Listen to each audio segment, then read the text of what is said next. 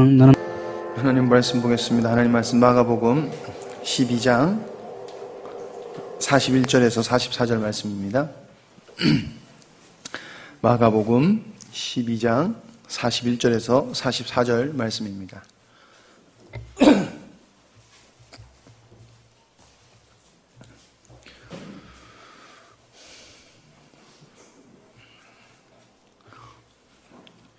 마가복음 12장 41절에서 44절 말씀입니다. 제가 읽도록 하겠습니다.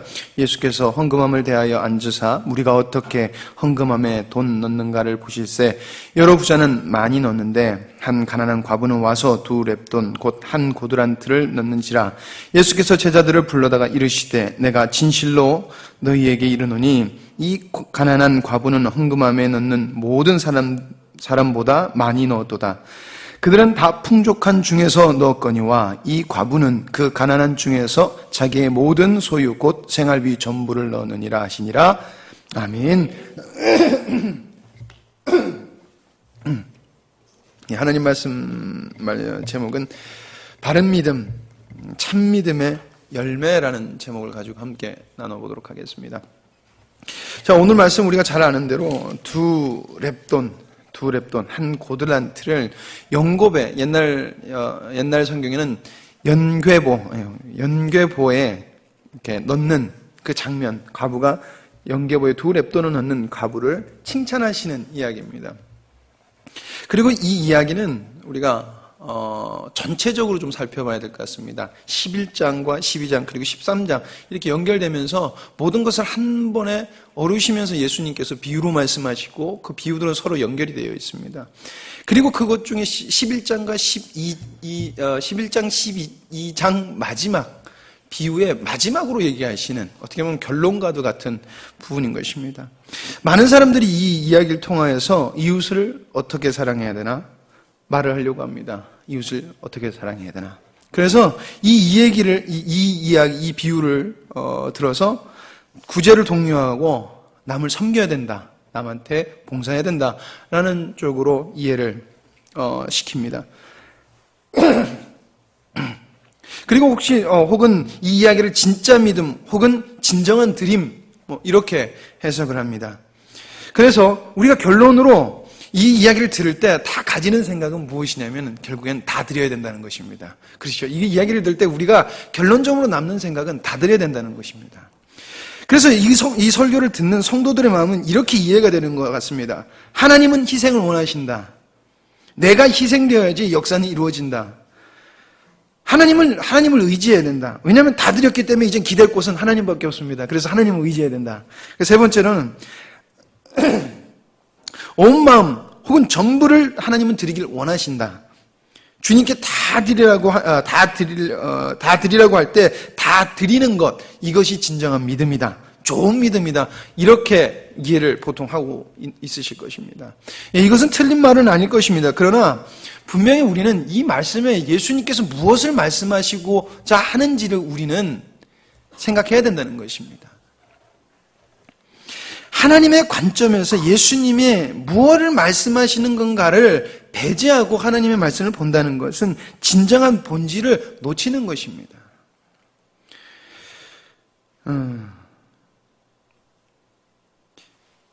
만약에 우리가 본질을 빼고 그냥 행위적인 것만 우리가 받아들였다면 아마도 그것은 이렇게 말할 수 있을 것 같습니다.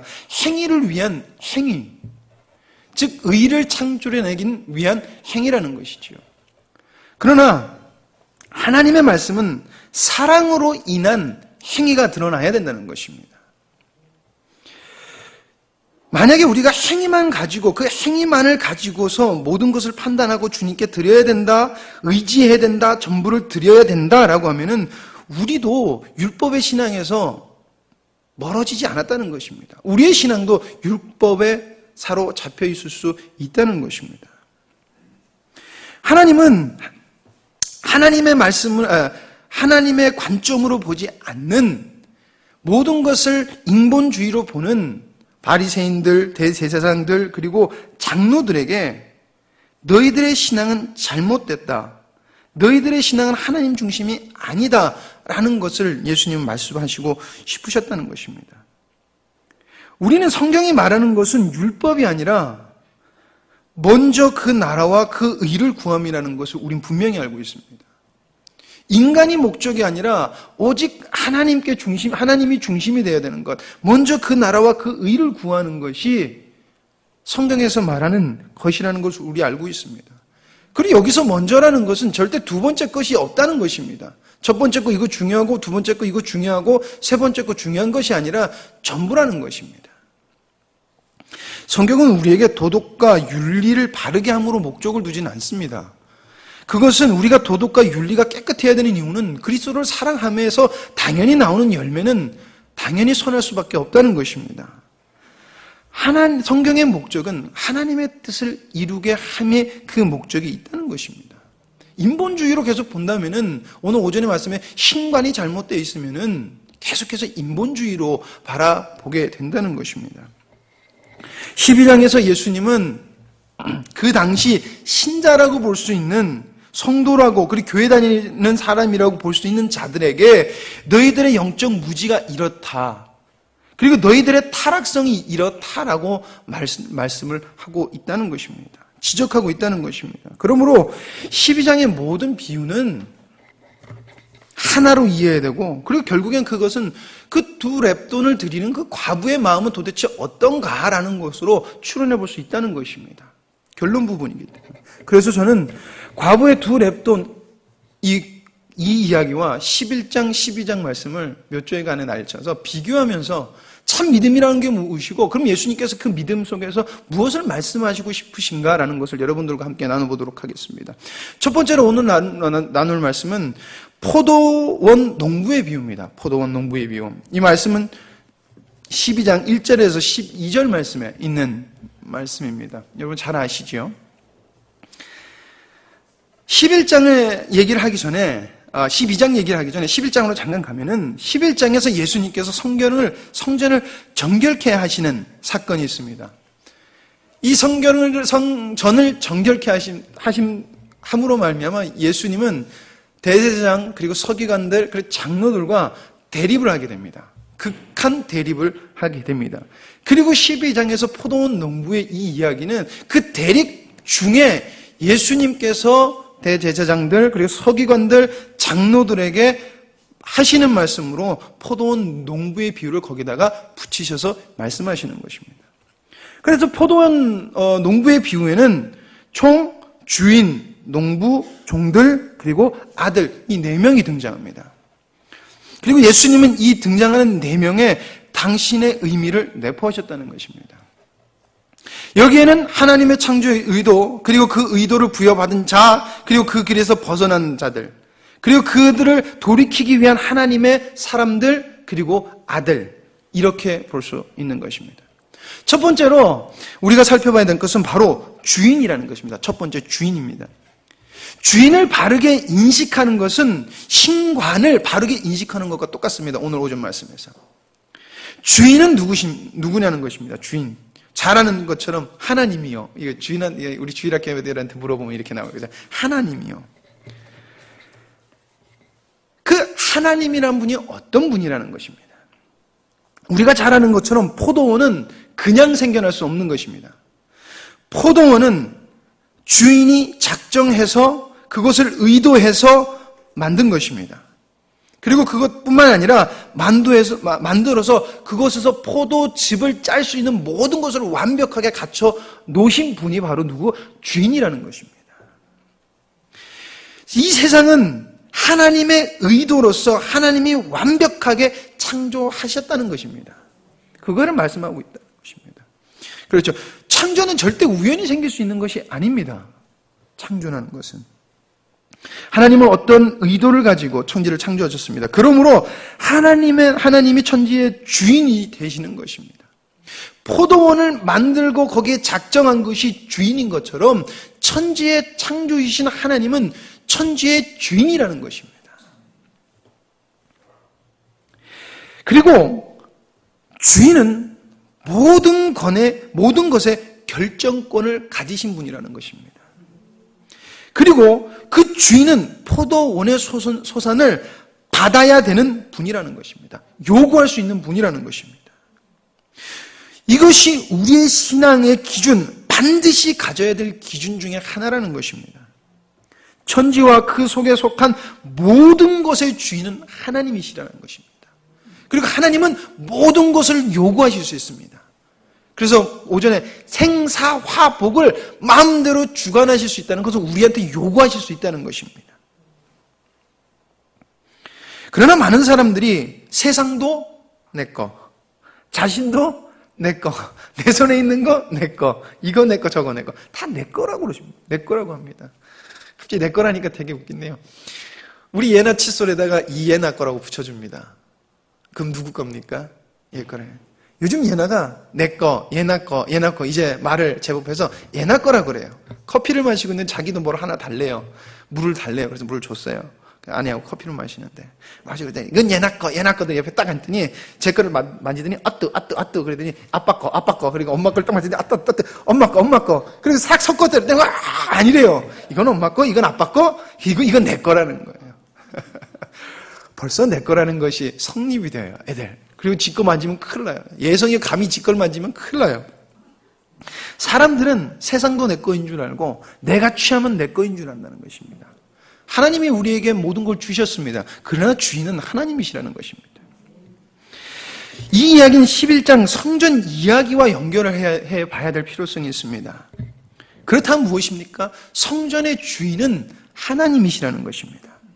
그러나 그 당시 11장의 당시에 보니까 성전의 주인이 더 이상 하나님이 아니었다는 것입니다. 대제사장들과 서기관 그리고 장로들이 성전의 주인이 되어 있었고 성전이 자신들의 이익을 채우는 공간, 그 정권을 유지하는 공간으로 꽉 자리매김을 해버렸다는 것입니다. 오늘 말씀에 포도원 주인은 자신의 의도를 따라 포도원을 만들었고 그 소선을 얻을 수 있는 도구까지 다 만들어 줍니다. 그렇다면 거기서 나오는 소산, 그 포도원은 주인의 것입니다. 이것이 맞는 것입니다. 포도원의 주인은 절대 농부가 아닙니다. 그리고 성전의 주인도 대제사장, 서기관들, 장로들이 아니라는 것입니다. 그렇다면 이것을 현재로 가지고 온다면 교회의 주인은 우리가 아니라는 것입니다. 교회에서 나오는 열매는 우리를 위한 것이 아니라 하나님께 영광을 돌리는 것으로 나타나야 된다는 것입니다. 그리고 나의 주인도 내가 아니라는 것입니다. 우리는 예배를 통해서 날마다 이것을 알아가야 된다는 것입니다. 주인이 누구인가? 오직 하나님이시라는 것입니다. 그리고 하나님은 내 모든 것을 요구하실 수 있는 분임을 우리는 명심해야 된다는 것입니다. 모든 것. 두 번째로는 농부를 살펴봐야 됩니다. 포도원 이야기에서 두 번째로 등장하는 이 농부, 그리고 예수님은 이 농부를 악한 자들로 묘사했습니다. 악한 자들. 그들이 악한 이유를 두 가지로 들 수 있습니다. 첫 번째는 주인의 말씀에 순종하지 않았습니다. 그리고 두 번째로 소산을 주인께 드리지 않았습니다. 그리고 이 악함은 어떻게 나타나냐면은 종들을 죽이고 그 사랑하는 아들까지 죽임으로 나타났습니다. 왜 농부에게 이런 악함이 나타날까요? 왜 악함이?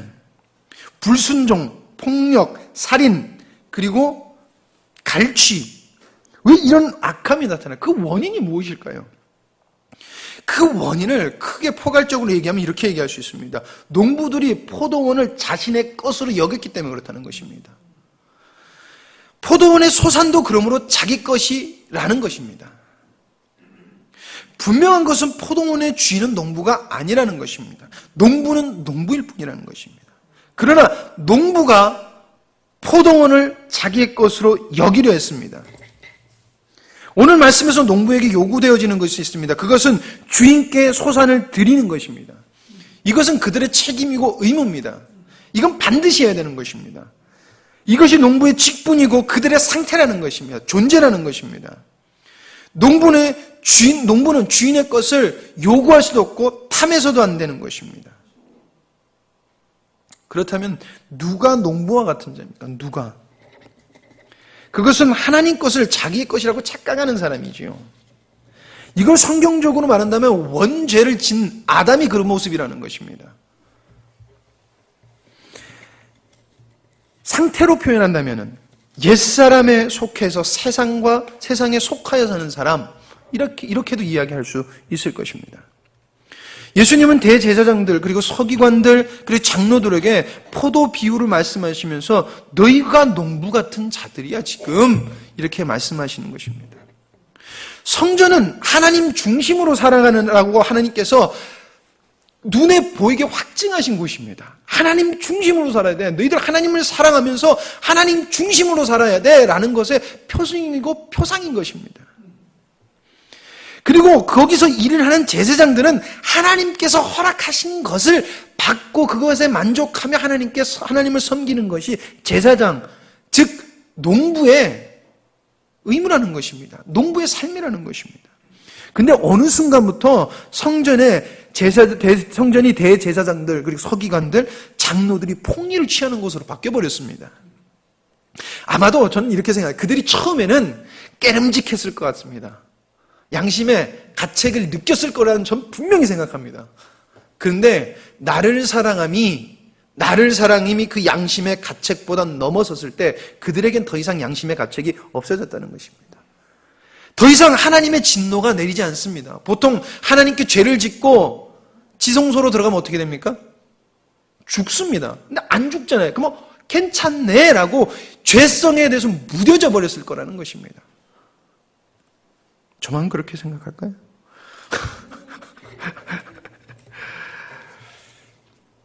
양심이, 그러니까 나를 사랑함이 하나님을 사랑함보다 컸을 때 하나님의 것을 빼앗아 버렸다는 것입니다. 그러나 그들 되게 떳떳했습니다. 왜냐하면은 성전에서 계속 예배가 드려지고 있었기 때문입니다. 제사가 드려지고 있었고 제물이 타서 없어졌고 번제로 드렸고 흩어드렸고 뿌려드렸기 때문에 계속해서 예배가 드려지니까 무뎌지는 것입니다. 그러다 보니 성전은 하나님의 전이 아닌 그냥 자신을 사랑하고 사람들이 서로 이익을 채우는 곳도 마땅하다라는 곳으로 되어버렸다는 것입니다. 여러분, 예수님 당시에 성전은 큰 규모의 대규모의 순례자들이 와서 많은 재물을 바쳤습니다. 그래서 절기만 되면 많은 사람들이 이게 왔었다고 합니다. 그리고 많은 사람들이 성전 바깥들 이방인의 뜰에서 큰 재물시장이 열렸어요. 그래서 많은 사람들이 와서. 근데 이 시장이 옛날부터 있었던 것은 분명히 아니에요. 이 시장은 구약에는 언급이 없어요. 그렇다면 포로 후기에 있다는 것이거든요. 근데 포로 후기에 있던 걸로 추측하는데, 그래서 신학자들이 포로 후기에 포로로 잡혀갔던 사람들이 돌아오면서 그걸 가지고 올 수 없으니까, 재물을 가지고 올 수 없으니까 그것들을 사고 팔아야 되는 그런 시장 문화가 아무래도 감난산 지역에 비교적 작지 않은 규모로 개설됐었다고 합니다. 진짜 있었다는 것입니다. 근데 이것이 점점 커져서 어디로 밀려오냐면은 바로 성전 안까지 들어와서 11장에 말하는 그 시장이 벌어졌다는 것입니다. 이 크기를 역사학자들은 475m, 300m 이렇게 되는 공간이라고 합니다. 저는 이게 계산이 느려서 이게 얼마나 큰 건지 몰라요. 근데 직선으로 475m면 어마어마하게 큰 거예요. 그쵸? 목사님? 큰 거예요. 300m? 큰 거예요. 그만큼 큰 장이 열렸다는 것입니다. 성전의 매매 활동이 그 당시에 성전 사람들, 지도자들에 의해서 묵인됐습니다. 잘못이 되어지는 게 묵인됐습니다. 그뿐 아니라 성전 중심과 이스라엘 백성 중심, 그 중심에 있는 대제사장, 서기관, 장로들이 탐욕을 해서 불공정한 거래를 아예 유도해서 폭리를 취하겠고 했고, 재물을 바친다는 명목으로 종교 지도자들이 한마디로 컨택한 그 사람들에게 폭리를 취할 수 있도록 해줬다는 것입니다.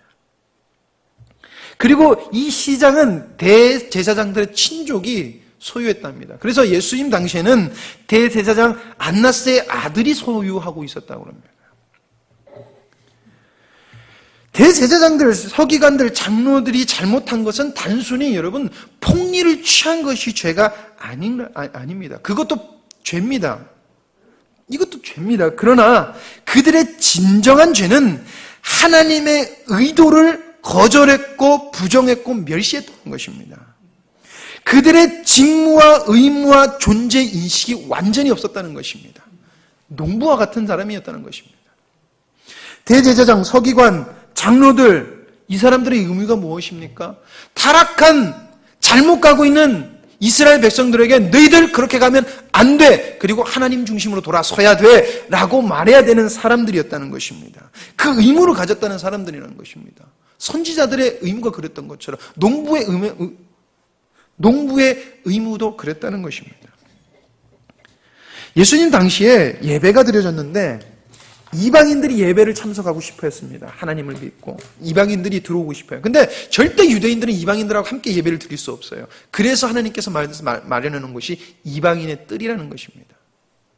근데 지금 그 이방인의 뜰에 이방인도 하나님께 들어올 수 있는, 하나님에 속할 수 있는 자리로 만들어 놓은 그 자리에 바로 장이 열렸다는 것입니다.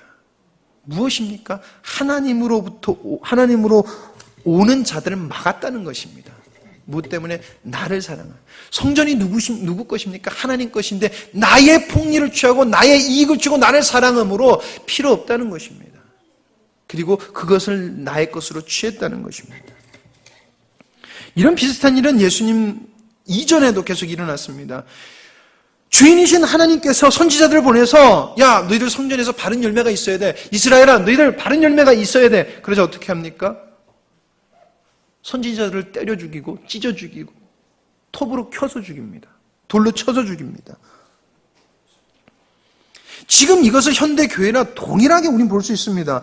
교회는 하나님이 원하시는 것을 하나님께 드려야 되는 것이 맞는 것이 교회입니다. 그런데 계속해서 무엇을 말합니까? 사랑, 안위, 안락함, 편안함, 서로 교제는 당연히 있어야 됩니다. 근데 그 교제가 육적인 교제, 이런 걸로 바뀌어가더라는 것입니다. 교회는 내가 변화되는 곳이라는 것입니다. 내가 먼저 변화되고 그리고 나를 통하여 다른 사람도 변화되게 하는 곳입니다. 그 의무를 가지고 있다는 것입니다. 그걸 내가 잘하나 못하나가 아니라 그것에 우리가 완벽하게 그 인식이 우리에게 있어야 된다는 것입니다. 그게 진정한 농부라는 것입니다. 그러나 오늘 말씀의 농부의 모습이 우리에게도 있다는 것입니다. 교회에서 내가 하고 싶은, 내가 얻고 싶은 것을 얻는다는 것입니다. 그것이 무엇입니까? 이 교회도 내 거라는 것입니다. 나를 위한 것이라는 것입니다. 여러분, 농부의 결말은 단 한 가지입니다. 바로 하나님의 진노를 받는다는 것입니다. 이 땅에서는 잘 될 수 있습니다. 이 땅에서는 배부를 수 있습니다. 그러나 반드시 그들은 하나님의 진노를 받는다는 것입니다. 그래서 제가 지금 말하면 너는 진노 받을 거야 라고 말하는 것이 아닙니다. 돌아오라는 것입니다. 예수님께서 그들에게 너희들 진노 받을 거야 라고 말씀하십니까? 니들 계속 그러면 진노 받는다는 것입니다. 돌아오라는 것입니다. 여러분, 하나님의 것을 취하고 하나님 것을 내 것이라고 여기는 그 길은 결국에 한 길밖에 없습니다. 진노라는 것입니다. 이것이 진리인 것입니다. 세 번째는 종들과 아들, 세 번째, 네 번째 합해서 종들과 아들이 등장합니다. 우리가 잘 아는 것처럼 선지자들, 종들은 선지자들입니다. 그리고 아들은 예수님 당신을 이야기하고 있습니다. 그래서 우리는 이거는 쉽게 넘겨버리죠. 당연히 아는 거니까. 당연히 아는 거니까. 그러나 우리는 농부의 모습과 선지자들의 모습을 비교해 볼 필요가 있다는 것입니다. 농부는 주인을 대적합니다. 종들은 주인을 위해서 충성합니다. 농부든 종이든 다 주인께 속해 있는 사람입니다. 그러나 농부는 주인을 대적했고 종들은 주인께 충성을 했다는 것입니다. 농부와 종은 주인이 열매를 요구하기 전까지는 동일한 모습으로 보입니다. 왜냐하면 포도원에서 열심히 그들이 일하고 있거든요. 충성되이 보입니다. 충성되이 보입니다. 종들 가라! 네! 갑니다. 동일하게 순종하는 모습으로 보입니다. 그러나 진짜 열매가 요구되어질 때 무엇입니까? 농부에게 너 그렇게 하면 안 돼, 내놔 라고 목숨을 걸고 얘기할 때 종은 어떻게 했습니까? 말을 했다는 것입니다. 그러나 농부는 어떻게 했습니까? 때려 죽였다는 거죠. 불순종했다는 것입니다. 즉 교회에서 하나님께 속한 자들 아닌 자들은 동일하게 나타날 수 있다는 것입니다. 그 모습을 보면은. 그러나 진정한 순종을 원했을 때는 종과 농부의 행동이 다르듯이 그들의 행동은 반드시 다를 것이라는 것입니다.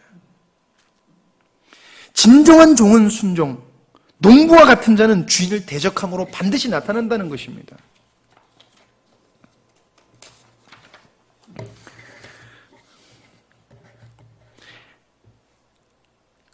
하나님의 아들, 하나님은 아들 그리고 종의 모습을 원하십니다. 왜냐하면 이들은 하나님께 속한 자이기 때문에 그렇습니다. 오전 말씀을 연결해서 얘기하면 진정한 하나님이 누구인지 분명히 아는 자라는 것입니다. 하나님께 속한 자라는 것입니다. 참 믿음이 있는 자라는 것입니다. 그러므로 우리는 반드시 종과 아들과 같은 존재가 되어야 된다는 것입니다. 하나님 말씀에 순종하는 종, 그리고 아버지께 충성을 다하는 아들. 그러나 우리 모습 속에 보면은 종보다 농부 같은 모습이 더 많고 아들보다 농부 같은 모습이 더 많다는 것입니다. 하나님의 일 별로 상관하고 싶지 않잖아요. 귀찮을 때가 많고. 여기 계신 분들은 잘 아시는데 주님의 것이 즐겁다는 것입니다. 하나님께서 원하시는 것이 있습니다. 그것은 주님을 위해서 사는 것입니다. 그러나 농부 같은 사람은 나와 상관없는 것입니다. 하나님께 순종을 원하십니다. 그러나 농부 같은 사람은 힘들다고만 합니다. 종은 순종하고 갑니다. 하나님의 일은 전혀 상관이 없습니다. 농부 같은 사람은. 하나님은 하늘의 것을 원하십니다. 그러나 농부 같은 사람은 계속해서 땅의 것을 요구합니다. 땅의 것을. 이러한 자들은 종이 아니라 농부와 같은 자들인 것입니다. 그리고 그들에게는 하나님의 영광은커녕 아주 아름다운 소산을 얻는 것인커녕 그들에겐 진노가 기다리고 있다는 것입니다. 그러나 종과 아들 같은 사람에게는 하나님의 아름다움, 하나님의 기쁨에 참여하게 된다는 것입니다. 왜냐하면 그들은 참 믿음을 소유했기 때문에 그렇습니다. 결론을 내리겠습니다. 참 믿음에는 반드시 열매가 맺혀집니다. 교회는 하나님이 머리 되시는 곳입니다. 그래서 그곳에는 나를 요구함이 있어서는 안 되는 것입니다. 11장 12장에 나오는 비유, 이것은 결론으로 제가 무엇을 내린다고 했습니까? 2 렙돈을 바친 과부로 결론을 내린다고 했습니다. 여러분 2 렙돈이 정확하게 얼마인지는 모른대요. 근데 어떤 사람이 그걸 대충 계산했더니 얼마일 것 같습니까? 대충 계산해도 2 렙돈. 1원 아닙니다. 조금 많습니다, 집사님. 너무 적게 쓰셨습니다. 170원 정도 한답니다. 여러분 170원은 우리 애게 그렇죠. 근데 필리핀 가면은 우리 1,000원에도 애게 그러잖아요. 근데 필리핀은 1,000원으로 사는 사람이 있어요. 하루 먹는 것을 1,000원으로 사는 사람이 아직도 있어요. 놀라우시죠? 근데 그 사람들은 1,000원이 그 사람들 하루의 모든 거예요. 그것도 한 사람이 아니라 한 5가족이. 아직도 필리핀 그렇게 사는 사람 많아요. 좀 이해가 가시죠? 그 느낌?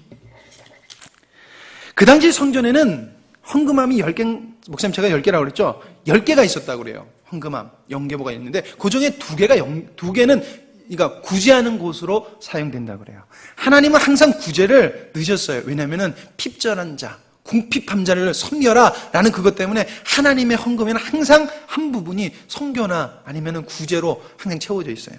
근데 그걸 헌금을 넣을 때 항상 헌금함에 지금 우리가 넣듯이 이렇게 보이게끔 돈을 넣을 수 있게 돼 있다고 그래요. 그래서 예수님이 성경 오늘 말씀해 보니까 얼마 넣는가 볼까 해서 옆에 가서 앉으셔요. 그리고 봅니다. 어떤 사람이 많이 넣어요. 자, 우리도 돈 넣는 걸 같이 한번 보면은 어떤 사람이 한 1억을 넣습니다. 그러면 우리 뭐라 그럴까요? 바로 하고 하고 넘어갈 겁니다. 우와라고 그럴 겁니다. 근데 오늘 말씀처럼 170원 넣으면은 뭐 하는 사람이야? 아마 그럴 거예요. 아마 관심도 없을 거예요. 그 사람이 170원을 넣는지 200원을 넣는지 아마 관심도 없을 거예요. 근데 많이 넣는 사람한테는 우리가 관심을 둘 거예요. 그러나 중요한 것은 습관적으로 드리는 것과 많이 드리니까 많은 것을 가지고 있으니까 많이 드리는 것은 그다지 중요하지 않다는 것입니다. 중요한 것은 없어도 주님을 사랑하기에, 주님의 말씀이기에, 주님의 뜻이기에 거기에 내 것 다 넣는다는 것입니다. 나의 안락함보다 하나님 이 시간에 드려야 되는 거면 내가 이건 다 드립니다라는 거예요. 그가 매일 드리지는 않았을 거예요. 그러나 그 당시에 하나님이 원하시니까 그거 그냥 드렸다는 것입니다. 그에게 어떻게 해서 그 모습이 나올 수 있습니까? 하나님을 사랑했기 때문에 그렇다는 것입니다. 하나님 것에 관심이 있었기 때문에 나왔다는 것입니다. 과부는 자신의 것을 다 드렸습니다. 왜? 하나님이 기뻐하시니까. 이게 바로 참 믿음으로부터 시작된 열매라는 것입니다. 즉 포도나무의 비유를 통해서 대제사장들, 서기관들, 장로들에게 자신들이 하나님 말씀을 순종하고 아마도 많이 벌었기 때문에 많이 넣었을 거예요. 사람들 볼 때 대제사장이 가서 먼저 아마 모범을 보여서 많이 넣었을 거예요. 많이 벌었으니까. 근데 예수님께서 하신 말은 니들은 농부와 같은 사람이라는 겁니다. 그러나 저 과부는 믿음이 있었다는 거예요. 니들보다 더 큰 거라는 것입니다. 큰 걸 다 드렸다는 것입니다. 그래서 하나님의 영광은 이 과부에게는 있지만 농부 같은 너희들에게는 진노가 있을 거야 라는 것입니다. 마지막으로 한 말씀만 드리고 말씀을 마치고자 합니다. 과부의 믿음은 무엇으로부터 시작됐습니까? 분명히 기록에 나오지 않습니다. 그러나 분명 자신보다 주님을 더 하나님을 사랑하는 것에서 분명히 시작됐을 것입니다. 그것이 내 거보다 내 자신보다 더 소중했을 것입니다. 반드시 그랬을 것입니다. 그리고 그것은 하나로 요약하면 하나님을 사랑했었을 것이라는 것입니다. 그날 굶고 그날 기분 나쁘고 그날 어쨌든 그거 상관없습니다. 여기에 넣어서 하나님이 이거를 기뻐하시는 그거 하나, 하나님의 일에 내가 동참하면 이 기쁨, 하나님을 사랑하는 그 소망, 하나님을 사랑함, 그것으로부터 시작됐다는 것입니다. 우리에게 제일 중요한 것이 있습니다. 그것은 바로 하나님입니다. 그것보다 중요한 것 없습니다. 하나님보다 중요한 거 없습니다. 하나님보다 중요한 게 있어서도 안 됩니다. 그러면은 그 신앙을 계속 가지고 가면은 농부가 주인의 것을 취하는 자들과 동일하게 됩니다. 제가 아까 말씀드렸죠. 초반에. 처음 대제사장들이 거기서 해서 이윤을 취할 때 그들에게 양심이 없었을까요? 전 분명히, 이건 제 생각이에요. 분명히 그들이 양심의 꺼리낌을 느꼈을 거라는 것입니다. 그러나 나를 사랑함이 높아졌을 때, 하나님을 사랑함이 높아졌을 때 그들에게 양심이 무너지고 없어졌다는 것. 단번에 됩니까? 아마 점진적으로 됐을 것입니다. 무엇을 말합니까? 우리도 그렇게 살면은 점진적으로 우리의 신앙이 무너진다는 것입니다. 농부같이 된다는 것입니다. 처음에 농부가 열심히 해서 주님께 소산 드려야지 그러다가 어떻게 됐을까요? 이걸 왜 그새 줘! 큰일 날 뻔했네. 큰일 날 뻔했네. 내가 왜 줘? 이러면서 죄송합니다. 내가 주인한테 왜 줘? 내 이 수고한 거 왜 줘? 자기를 사랑함이 높아졌을 때는 오는 그 사람들이 반가운 게 아니라 죽이고 싶은 존재로 바뀌었을 거라는 것입니다. 그리고 결국엔 그것이 뭡니까? 내가 진노 아래 들어간다는 것. 누구의? 주인의 진노, 하나님의 진노에 들어간다는 것입니다. 여러분, 절대 우리는 하나님의 것 이상 있어서는 안 됩니다. 하나님의 것에 대해서 우리가 마음 상해도 안 되는 것입니다. 분명히 농부하다가 힘들었으면 기분 나빴을 수도 있겠죠. 아니라는 것입니다. 종은 죽어도 하나 주인을 위해서 죽었다는 것입니다. 우리가 그것을 알아야 된다는 것입니다. 결론이 주님께 다 드리기 원합니다. 그것은 형식을 위한 행위가 아니라 주님을 사랑한 참 믿음으로부터 시작된 열매이기를 간절히 소망합니다. 그런 열매를 드리는 저와 여러분이 되기를 간절히 소망합니다. 기도하시겠습니다. 하나님 아버지, 저희들의 믿음 주님께서 지켜보아하여 주시지 않는다고 하면 어찌 지킬 수 있을까요? 주님, 그러기에 주님께서 보혜사 성령님 우리에게 보내주셨으니 하나님 감사합니다. 그리고 아뢰기만 하면 주님께서 함께 해주시고 힘내 주시겠다 말씀해 주신 주님, 약속해 주시니 감사합니다. 그것을 믿고 하나님 아버지 따르는 자에게 주님 은혜 내려 주시옵소서. 또한 그 믿음이 내 마음에 감동이 되어서 주님께 모든 것을 다 드리고 주님을 사랑함이 뜨거운 자들에게는 더욱더 하늘의 신령한 복으로 내려 주시옵소서. 이 땅에서도 주님을 보고 주님을 밝히 볼 수 있는 아주 은혜의 축복을 내려 주시옵소서. 아버지 하나님, 다시 한 번 더 주님보다 소중한 것 없는 줄 압니다. 그것이 저희들의 진정한 고백이 되게 하여 주시옵소서. 모든 것을 주님께 맡겨오며 예수님의 이름으로 기도드립니다. 아멘.